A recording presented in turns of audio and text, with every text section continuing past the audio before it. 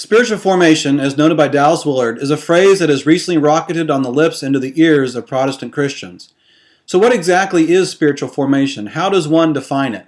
In his book, Renovation of the Heart, Dallas Willard defines it in this way, quote, "Spiritual formation is a spirit-driven process of forming the inner world of the human self in such a way that it becomes like the inner being of Christ himself." End quote. In other words, spiritual formation is the shaping or forming of one's inner self to the image of Jesus Christ.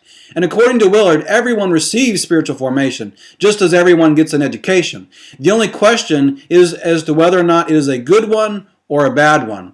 So why has the phrase spiritual formation rocketed onto the lips of Protestant Christians? Why the sudden interest in the spiritual disciplines?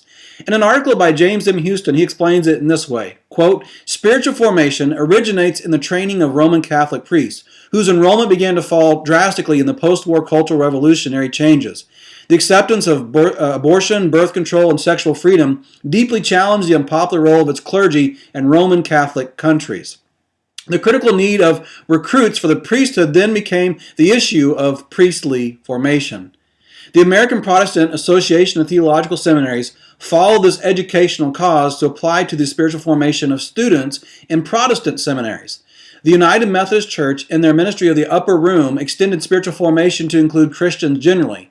From there, it is now spreading through retreat centers to deepen the quality of Christian life." Unquote. I guess you could say it like this. Spiritual formation and practices of spiritual disciplines isn't just for priests, nuns, and monks anymore. There is a renewed interest and desire by many, both inside and outside of the priesthood, to explore and live out the spiritual disciplines of Jesus Christ.